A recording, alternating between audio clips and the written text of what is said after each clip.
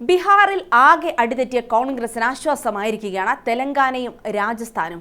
അതിൽ തന്നെ തെലങ്കാനയിലെ വിജയം കോൺഗ്രസിനും രേവന്ത് റെഡ്ഡി സർക്കാരിനും ഇരട്ടി മധുരമാണ്. കെ ചന്ദ്രശേഖർ റാവുവിന്റെ ഭാരത് രാഷ്ട്ര സമിതിയുടെ ശക്തി കേന്ദ്രമായിരുന്ന ജൂബിലി ഹിൽസാണ് ഉപതെരഞ്ഞെടുപ്പിൽ കോൺഗ്രസ് പിടിച്ചെടുത്തത്.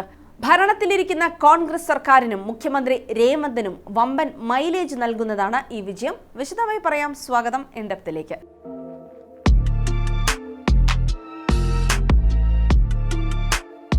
ബീഹാറിലെ നിയമസഭാ തെരഞ്ഞെടുപ്പിനൊപ്പം 8 മണ്ഡലങ്ങളിലേക്കുള്ള ഉപതെരഞ്ഞെടുപ്പ് കൂടി നടന്നിരുന്നു. അതിലേറ്റവും വാശിയേറിയ പോരാട്ടം നടന്ന സീറ്റായിരുന്നു തെലങ്കാനയിലെ ജൂബിലി ഹിൽസ്.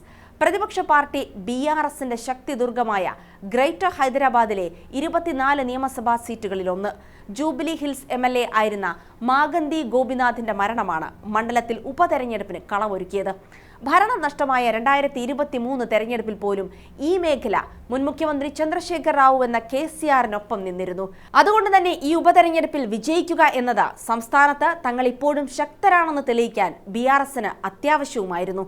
അതേസമയം കോൺഗ്രസ് സർക്കാരിന്റെ 2ാം വാർഷികത്തിന് തൊട്ടു മുൻപ് നടന്ന ഉപതെരഞ്ഞെടുപ്പ് കോൺഗ്രസ് സർക്കാരിനുള്ള റഫറൻഡമായിട്ടായിരുന്നു വിലയിരുത്തപ്പെട്ടത്. അതിനപ്പുറം കോൺഗ്രസ് പാർട്ടിക്കുള്ളിലെ അധികാരഘടനയിലും സ്വാധീനം ചെലുത്താൻ ഉതകുന്നതായിരുന്നു.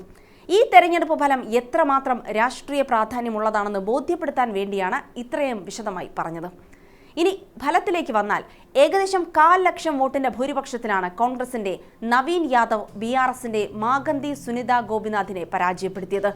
മാഗന്തി ഗോപിനാഥിന്റെ ജീവിത പങ്കാളിയായിരുന്ന സുനിത ഗോപിനാഥിന്റെ സ്ഥാനാർത്ഥിത്വം സഹതാപ തരംഗമുണ്ടാക്കാനും പരമ്പരാഗത വോട്ടുകൾ നേടിക്കൊടുക്കാനും സഹായിക്കുമെന്നായിരുന്നു BRSന്റെ കണക്കുകൂട്ടൽ. എന്നാൽ ആ കണക്കുകൂട്ടൽ തെറ്റുന്ന കാഴ്ചയാണ് ഫലം വന്നപ്പോൾ കണ്ടത്. നവംബർ 11 വോട്ടെടുപ്പ് നടന്ന 8 മണ്ഡലങ്ങളിൽ ഏറ്റവും കുറഞ്ഞ പോളിംഗ് രേഖപ്പെടുത്തിയ നിയോജക മണ്ഡലം കൂടിയായിരുന്നു ജൂബിലി ഹിൽസ്. 48.42% വോട്ടർമാർ മാത്രമേ വോട്ടിംഗ് ബൂത്തിലെത്തിയിരുന്നുള്ളൂ.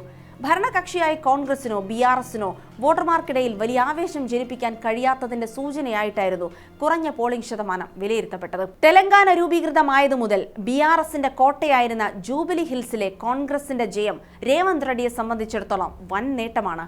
മുഖ്യമന്ത്രി എന്ന നിലയിലും പാർട്ടിക്കുള്ളിലും വിജയത്തോടുകൂടി കോൺഗ്രസ് പാർട്ടിയിലെ അനിഷേധ്യനായ നേതാവെന്ന തരത്തിലേക്കുള്ള രേവന്തിന്റെ വളർച്ചയ്ക്ക് കരുത്ത് പകരുന്നതാണ് ഈ വിജയം. പാർട്ടിയിലും സർക്കാരിലും സ്വാധീനം വർദ്ധിപ്പിക്കാനുള്ള രാഷ്ട്രീയ മൂലധനം കൂടിയാണ് അദ്ദേഹം ജൂബിലി ഹിൽസ് വിജയത്തിലൂടെ സ്വന്തമാക്കിയിരിക്കുന്നത്.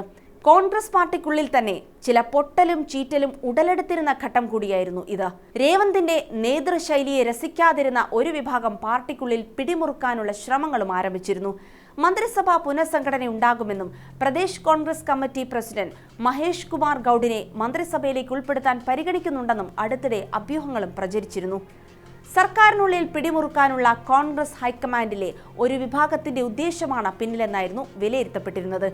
അങ്ങനെ ഒരു ഘട്ടത്തിലാണ് ജൂബിലി ഹിൽസിലെ വിജയമെന്നതും പ്രസക്തമാണ്. വിമർശകരെ തൽക്കാലത്തേക്കെങ്കിലും വായടപ്പിക്കാം എന്ന് മാത്രമല്ല, തനിക്കുള്ള ജനസമ്മതിയുടെ തെളിവായി രേവന്ത് റെഡ്ഡിക്ക് ഈ വിജയത്തെ ഉയർത്തിക്കാട്ടുകയും ചെയ്യാം.